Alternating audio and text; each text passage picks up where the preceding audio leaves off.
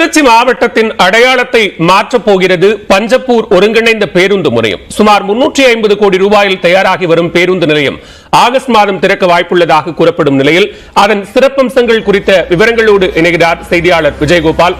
விஜயகோபால், தற்போது இந்த பேருந்து முனையம் என்பது எந்தெந்த பகுதிகளை இணைக்கக்கூடிய ஒன்றாக இருக்கும்? இதனுடைய சிறப்பம்சங்கள் என்ன? விவரங்களை பதிவு செய்யலாம்.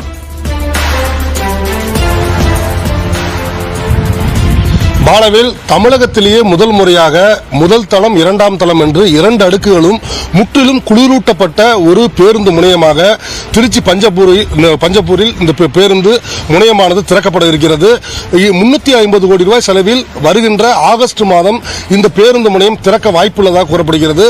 இந்த பேருந்து நிலையம் எந்த அளவிற்கு திருச்சி வரலாற்றில் ஒரு முக்கிய திருப்பு முனையாக அமையும் என்பது குறித்து நம்மிடம் பேசுவதற்காக திருச்சி மாநகர வளர்ச்சி குழுவுடைய ஒருங்கிணைப்பாளர் ஷியாம் நம்ம அருகில் இருக்கார். அவர்கிட்ட இந்த பேருந்து நிலையம் எந்த மாதிரியான ஒரு மாற்றத்தை திருச்சி மாநகரத்துக்கு ஏற்படுத்தும், மாவட்டத்துக்கு எந்த மாதிரி ஏற்படுத்தும், இந்த முழுமையா பயன்பாடு கொண்டு வரதுக்கு என்னென்ன மாதிரி அரசு செய்யணும் அதை சொல்லுங்க.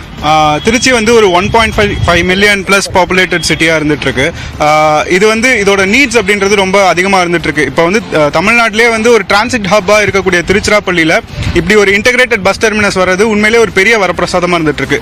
இது வந்து திருச்சி மாவட்டத்துக்கு மட்டும் இல்லாம தமிழ்நாட்டு மொத்தத்துக்குமே வந்து ஒரு வரப்பிரசாதமா இருக்கும். திருச்சி மாவட்டத்தை பொறுத்த வரைக்கும் இருக்கக்கூடிய அந்த ஒரு டிரான்ஸ்போர்ட்டேஷன் நீட்ஸையுமே வந்து இது ரிவைவ் பண்ணும். திருச்சிக்கு வந்து அந்த டிரான்ஸ்போர்ட் டிவிஷன் இல்லைன்னா கூட இப்போ அந்த சிட்டி ரூட்ஸை வந்து ரிவைவ் பண்றதுக்கு ஒரு ஆப்பர்ச்சுனிட்டியா இருந்துட்டு இருக்கு.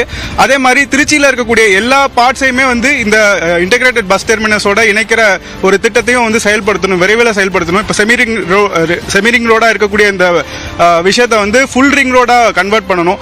அப்ப அந்த மாதிரி பண்றப்ப வந்து இந்த இன்டகிரேட்டட் பஸ் டெர்மினஸோட அந்த முழு பயன் வந்து மக்களுக்கு வந்து ரீச் ஆகும். இதை வந்து விரைவில் வந்து அமைச்சர் அவர்களும் தமிழக அரசும் விரைந்து இதுக்கு நடவடிக்கை எடுப்பாங்க. கண்டிப்பா திருச்சியை வந்து அடுத்த கட்டத்துக்கு எடுத்துட்டு போவாங்க அப்படின்றது திருச்சி மக்களுக்கு வந்து மிகவும் வந்து ரொம்ப சந்தோஷமான ஒரு விஷயமா இருந்துட்டு இருக்கு. பாலா, நாம் ஏற்கனவே கேட்டோம், தமிழகத்திலேயே முதல் முறையாக முற்றிலும் குளிரூட்டப்பட்ட ஒரு பேருந்து முனையமாக திருச்சி பஞ்சப்பூரில் இந்த பேருந்து முனையம் தயாராகி வருகிறது. இறுதிக்கட்ட பணிகளானது தற்போது நடைபெற்று வருகிறது. 85% பணிகளானது நிறைவடைந்து விட்டதாக கூறப்படும் நிலையில் வருகின்ற ஆகஸ்ட் மாதம் இந்த பேருந்து முனையம் பயன்பாட்டுக்கு வரும் என்று எதிர்பார்க்கப்படுகிறது. பாலா, நன்றி விஜயகோபால், விரிவான விவரங்களை பதிவு செய்தமைக்கு.